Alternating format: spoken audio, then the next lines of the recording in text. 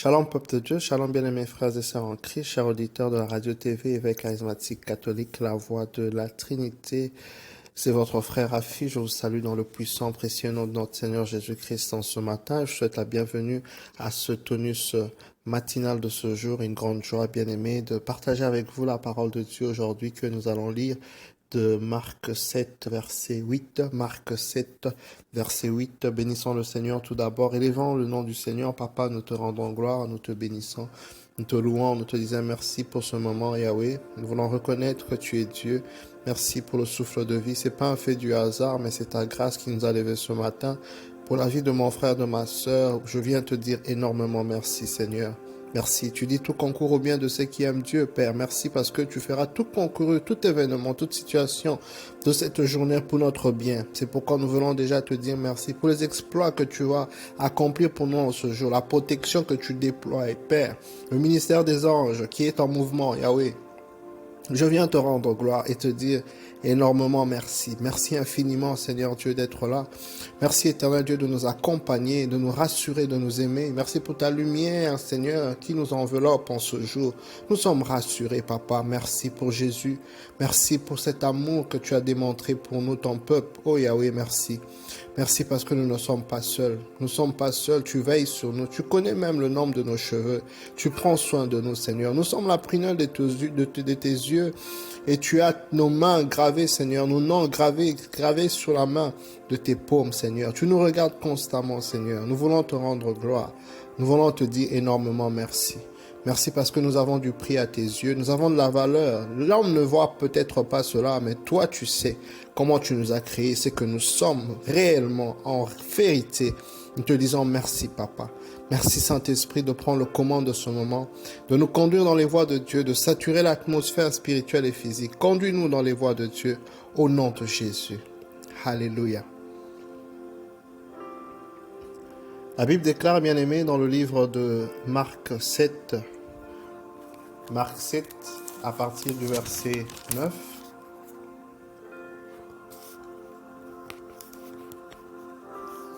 Jésus reprit, à partir du verset 8, je voulais dire, dans Marc 7, verset 8, « Vous négligez le commandement de Dieu pour maintenir les traditions humaines. » Jésus reprit, « Comme vous savez rejeter le commandement de Dieu pour ne pas lâcher votre propre tradition. Voyez, Moïse a dit, honore ton père et ta mère, et encore, celui qui maudit père ou mère sera mis à mort. Mais selon vous, quelqu'un peut dire à ses pères et mères, j'ai déclaré corban, c'est-à-dire consacré à Dieu, c'est que tu pouvais attendre de moi. Et dans ce cas, vous ne le laissez plus aider son père ou sa mère. Ainsi, vous annulez la parole de Dieu au profit d'une tradition que vous vous transmettez et que des choses semblables dans votre pratique. Alléluia. Une très grande interpellation du Seigneur. La dernière phrase dit « et que des choses semblables dans vos pratiques ». Ça nous arrive, bien-aimés, dans notre vie chrétienne, notre vie de foi, parfois de ne vraiment pas être dans le vrai. Vous savez, le Seigneur voit nos cœurs. Le Seigneur ne regarde pas aux apparences. Le Seigneur ne regarde pas à certaines habitudes. Il connaît le fond. Il juge selon les dispositions de nos cœurs. Rien n'est caché devant la face du Seigneur. Rien n'est caché devant la face du Seigneur. Il connaît tout. Il sait tout. Et il voit tout. Donc le plus important dans notre marche avec Dieu, c'est de nous rassurer que nous sommes vrais et que nous ne sommes pas hypocrites dans nos actions. Que nous sommes vrais en toutes choses que nous faisons.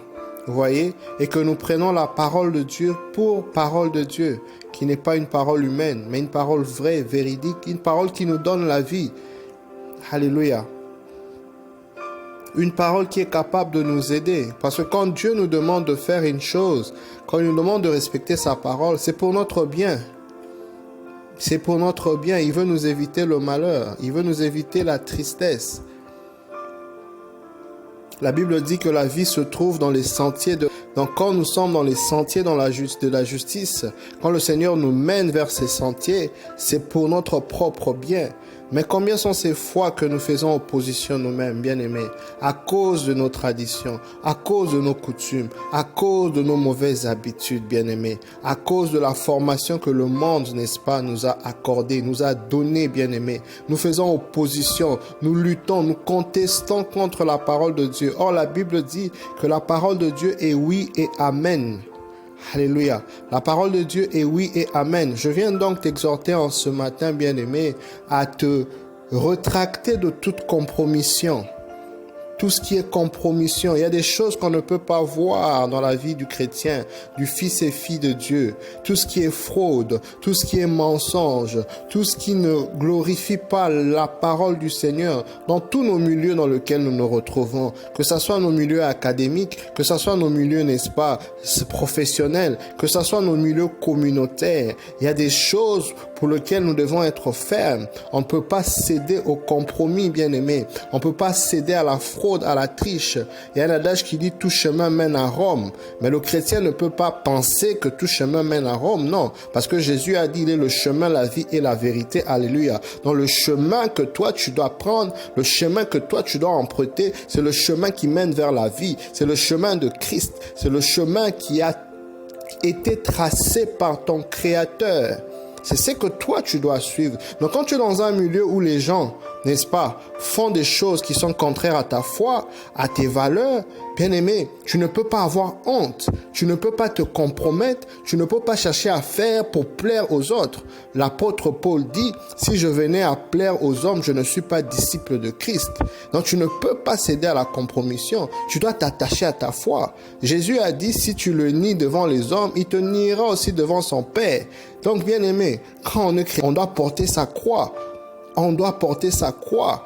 Donc, tu dois te détacher, n'est-ce pas, de certaines pratiques, que ça soit au travail. Si on te demande des ordres, c'est comme dans l'armée.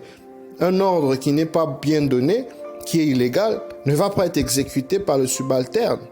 Oui, parce qu'il est tenu, n'est-ce pas, à un code de conduite face à l'armée. Donc si l'officier supérieur va à gauche, pendant qu'il faut aller à la droite, le soldat doit tenir ferme. Donc bien aimé, nous devons, n'est-ce pas, de nous rappeler, bien aimé, que nous dépendons du Seigneur.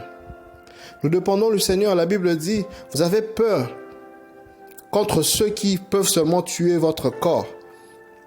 Et pourtant, il faut avoir peur de celui qui a la capacité de tuer le corps et de tuer l'âme. C'est notre Seigneur.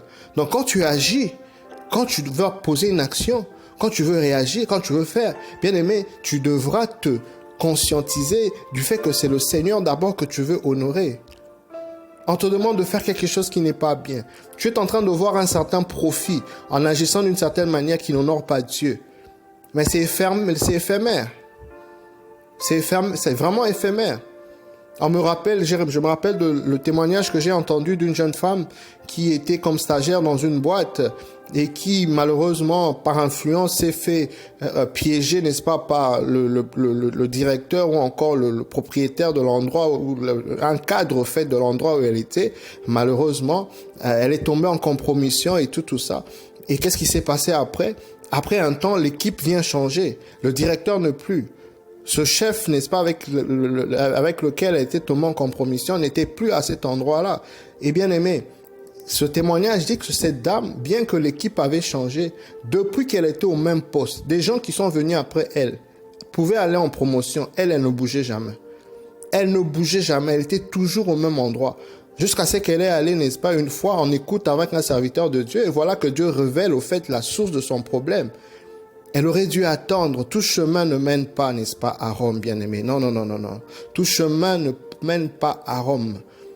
Avec le Seigneur, il faut apprendre à être patient. Avec le Seigneur, il faut apprendre à être ferme. Avec le Seigneur, il faut apprendre. Quand tu te réveilles le matin, chaque matin, tu dois, bien aimer, prier pour avoir la force d'obéir à la parole de Dieu, de faire ce que Dieu veut que tu puisses faire.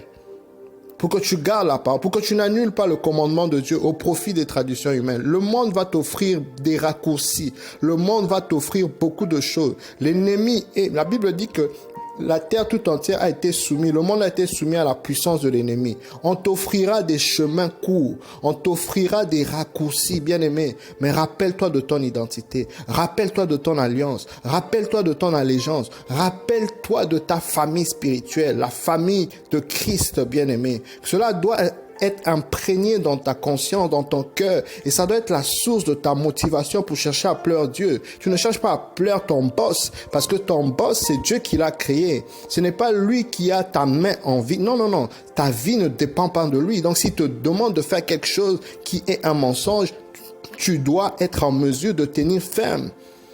Tu ne peux pas tomber à la compromission. Je viens donc t'exhorter, bien-aimé, à être ferme. À être ferme. Alléluia.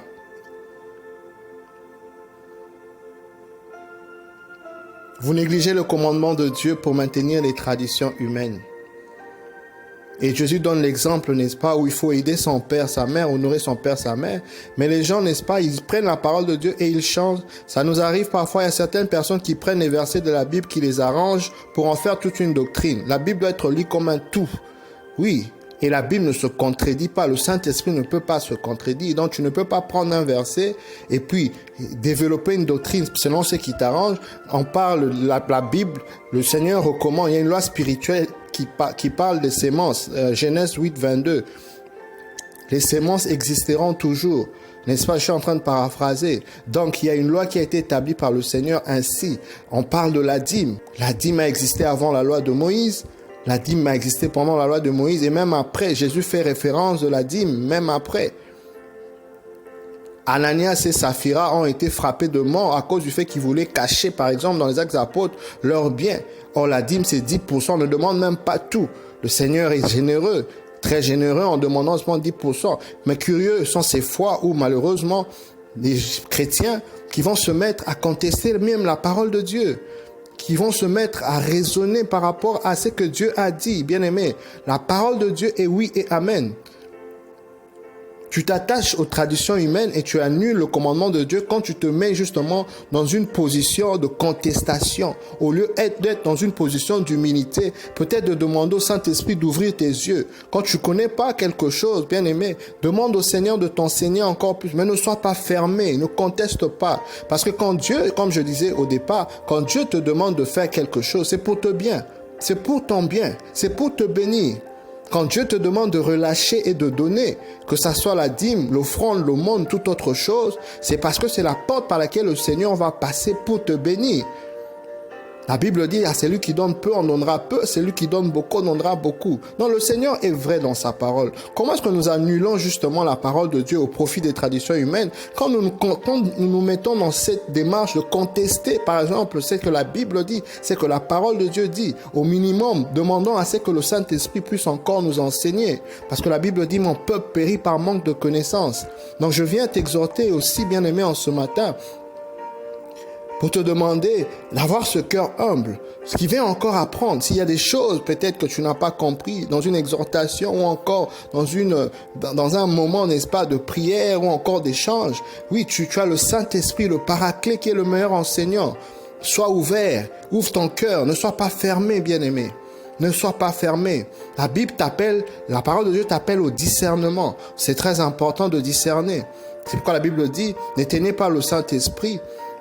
Ne méprisez pas les prophéties, mais jugez et regardez ce qui est bon. Donc c'est notre responsabilité d'avoir ce cœur, de ne pas être bloqué, pour ne pas annuler, n'est-ce pas, la parole de Dieu. Ainsi, nous n'annulerons pas l'effectivité ou l'efficacité de cette parole dans notre vie. Et ainsi, nous pourrons bénéficier de tout ce que cette parole procure comme bénéfice ou encore comme vie. Parce que ce sont des paroles qui sont esprit et vie. Oui, bien-aimés. Le Seigneur est en train de dire, vous négligez le commandement de Dieu pour maintenir les traditions humaines. Le Seigneur recherche une armée, des fils et filles de Dieu qui se lèveront, qui parleront de lui, n'est-ce pas, aux nations. Parmi nos groupes, où nous témoignerons du Seigneur, même par nos actions, pas seulement par nos paroles, même par nos actions, où nous n'aurons pas honte. Comment témoigner? Être un témoin vivant, c'est cette personne qui vit selon ce que Dieu dit, quel que soit ce qu'on lui demande de faire de mal, quel que soit ce qu'on lui demande de faire comme compromission, fraude, mensonge, quelle que soit la personne, n'est-ce pas, par laquelle cette demande vient.